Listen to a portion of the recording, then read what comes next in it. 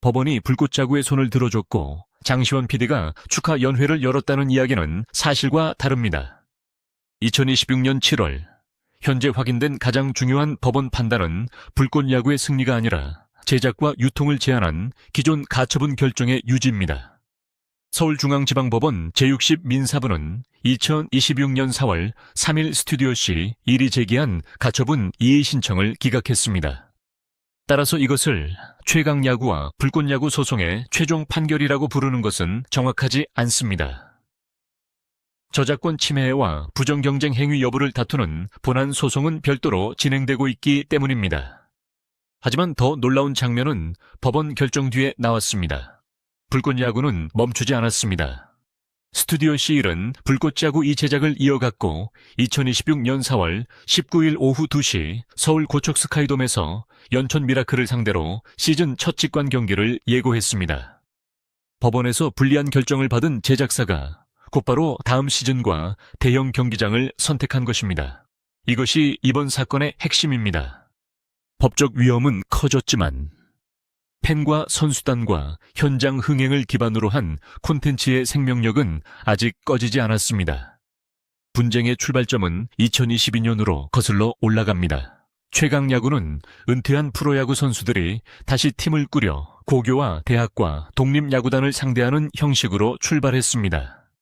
장시원 PD가 이끄는 스튜디오 C1이 시즌 1부터 시즌 3까지 제작을 맡았고 JTBC가 편성과 방송을 담당했습니다.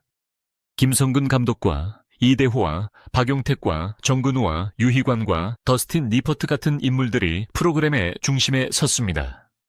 단순한 야구 중계가 아니라 은퇴 선수의 재도전과 팀 내부 경쟁과 아마추어 선수의 성장까지 결합하면서 강한 팬덤이 만들어졌습니다. 문제는 2025년 새 시즌 준비 과정에서 폭발했습니다. JTBC는 제작비와 계약 문제를 제기하며 기존 제작진과 결별했고 새로운 제작진으로 최강야구 2025를 추진했습니다. 장시원 PD와 스튜디오 C1은 기존 출연진과 함께 불꽃야구를 출범시켰습니다. 김성근 감독이 다시 지휘봉을 잡았고 선수단은 불꽃 파이터즈라는 이름으로 움직였습니다. JTBC는 최강야구의 서사와 출연진과 구성 요소를 사실상 이어받은 유사 콘텐츠라고 주장했습니다. 반면 스튜디오 C1은 자신들이 축적한 제작 경험과 창작 성과를 바탕으로 만든 독립 프로그램이라는 입장을 내세웠습니다. 법적 공방은 빠르게 확대됐습니다. JTBC는 2025년 4월 저작권 침해 금지 본안 소송을 제기했고 이후 형사 고소와 가처분 절차까지 진행했습니다.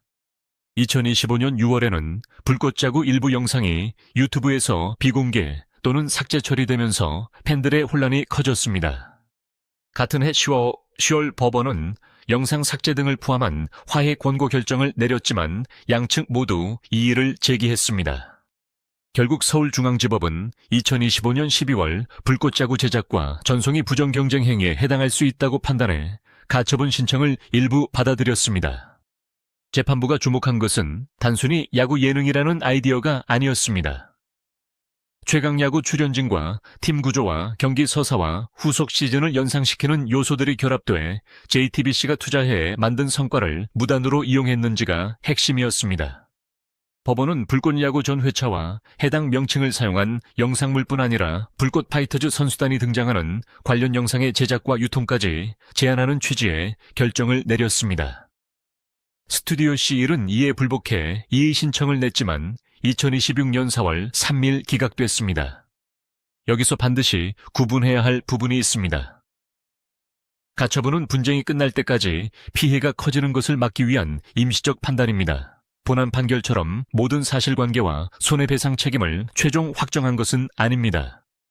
따라서 JTBC가 법적 우위를 확보한 것은 분명하지만 전체 소송이 완전히 끝났다고 단정할 수는 없습니다. 스튜디오 C1이 불꽃야구인은 선수단 구성과 제작 방식을 새롭게 바꾼 별개의 콘텐츠라고 주장한다면 법원은 실제 결과물을 다시 검토할 수 있습니다.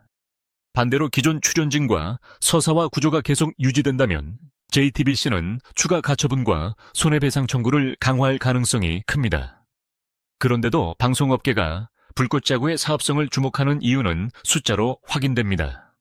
2025년 6월 22일 SBS 플러스는 서울 고척 스카이돔에서 열린 불꽃 파이터즈와 인하대학교의 경기를 오후 2시부터 생중계했습니다. 현장에는 약 1만 7천 명의 관중이 들어왔고 불꽃 파이터즈는 7대6으로 승리했습니다. 해당 특집 중계는 1.2%의 시청률을 기록했다는 보도도 나왔습니다. 유튜브 중심의 콘텐츠가 케이블 방송 생중계로 확장됐고 대형 돔구장에 만단위 관중을 모았다는 점은 매우 강력한 상업적 신호였습니다. 이 콘텐츠가 황금알로 불리는 이유는 수익 구조가 하나가 아니기 때문입니다. 첫째는 유튜브 조회수와 광고 수익입니다. 둘째는 직관 경기의 입장권 판매입니다. 셋째는 유니폼과 모자와 응원 상품 같은 굿즈 매출입니다. 넷째는 기업 협찬과 경기장 광고입니다. 다섯째는 방송사와 온라인 동영상 서비스에 제공하는 중계권과 콘텐츠 사용권입니다. 여기에 선수 개인 서사와 훈련 영상과 경기 비하인드까지 별도 콘텐츠로 만들 수 있습니다. 한 번의 경기가 본편과 하이라이트와 짧은 영상과 라이브 중계와 굿즈 판매로 반복 수익을 만드는 구조입니다. 해외 시장에서도 가능성은 존재합니다.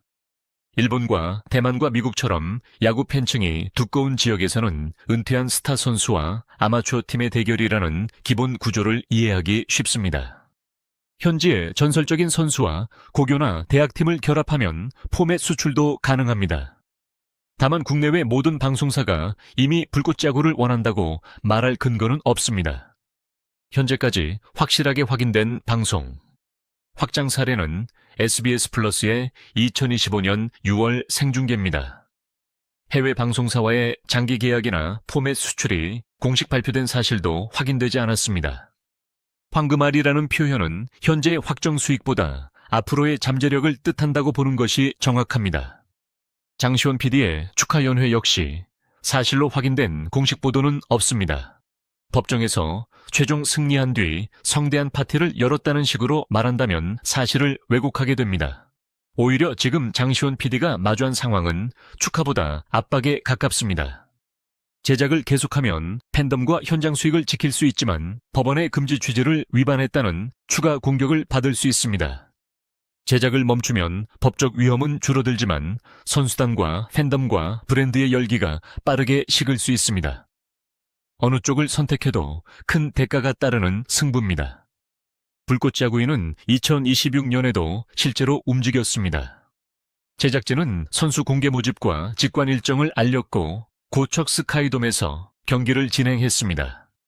2026년 6월 7일에는 배제고와 직관 경기를 치렀지만 이후 배제고, 야구부 일부 선수들의 논란이 불거지자 7월 6일 공개 예정이던 해당 편을 방송하지 않기로 결정했습니다. 법적 분쟁뿐 아니라 출연팀과 선수의 사회적 논란까지 제작사가 직접 감당해야 한다는 사실이 드러난 장면입니다. JTBC도 완전한 승자라고 말하기 어렵습니다. 법원 가처분에서는 유리한 판단을 얻었지만 프로그램의 진짜 경쟁력은 판결문만으로 유지되지 않습니다. 팬들은 이름보다 감독과 선수와 제작진의 관계를 따라 움직일 수 있습니다. 반대로 스튜디오 C 일도 팬덤이 크다는 이유만으로 법적 책임에서 자유로울 수 없습니다. 방송 포맷과 출연진과 서사와 브랜드 가치가 누구의 투자와 누구의 창작으로 만들어졌는지는 본안 소송에서 계속 다뤄질 문제입니다. 이 사건이 방송업계 전체에 던지는 경고도 큽니다. 예능 프로그램은 대본 한 장만으로 만들어지지 않습니다. 제작비를 부담한 방송사와 포맷을 설계한 제작자와 출연을 결정한 선수와 촬영 현장을 운영한 스태프가 함께 가치를 만듭니다. 계약서의 저작 재산권과 2차적 저작물 작성권과 출연진 활용 범위가 얼마나 구체적으로 적혀 있었는지가 결정적인 이유입니다. 앞으로 외주 제작사는 프로그램을 성공시킨 뒤 유사한 새 콘텐츠를 만들 때 기존 방송사의 성과를 어디까지 사용할 수 있는지 더 엄격하게 검토해야 합니다.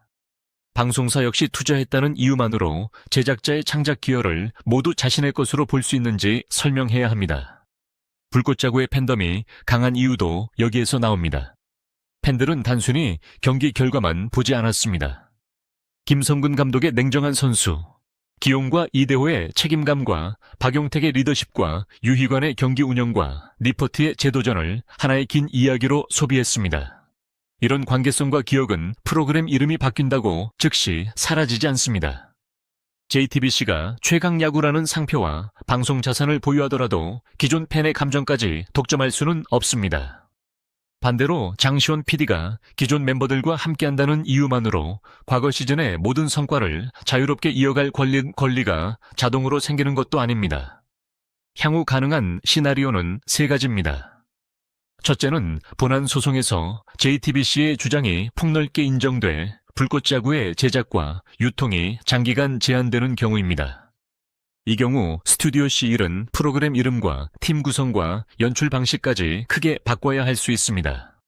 둘째는 불꽃야구위가 기존 시즌과 다른 독립 콘텐츠라는 점을 인정받아 제한적으로 계속되는 경우입니다.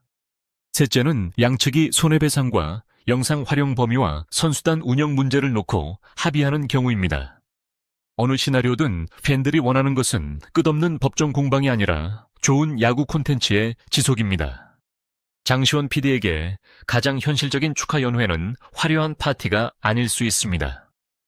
매진에 가까운 관중석과 다시 모인 선수단과 다음 경기를 기다리는 팬들이 바로 그의 성과를 보여주는 장면입니다. 그러나 그 장면이 진정한 승리로 인정받으려면 법원의 결정을 피해 가는 방식이 아니라 새로운 포맷과 새로운 선수 구성과 명확한 권리 계약으로 독립성을 증명해야 합니다. 팬덤은 출발점이 될 수 있지만 법적 정당성을 대신해 주지는 못합니다. 결국 이 싸움은 최강야구와 불꽃야구 가운데 어느 이름이 살아남느냐를 넘어섭니다. 방송사가 투자한 지식재산권과 제작자가 만든 창작 성과와 출연진이 쌓은 캐릭터와 팬들이 키운 브랜드 가치가 충돌한 사건입니다. 2026년 4월 3일 결정으로 JTBC는 가처분 단계의 우위를 지켰습니다. 그러나 불꽃야구는 시즌 2와 직관 경기로 시장의 존재감을 계속 보여주고 있습니다. 법원은 제작과 유통의 경계를 판단할 수 있지만 어떤 팀을 응원할지는 결정할 수 없습니다. 최종 승자는 판결문 한 장이 아니라 법적 정당성과 콘텐츠 경쟁력을 동시에 증명한 쪽이 될 것입니다.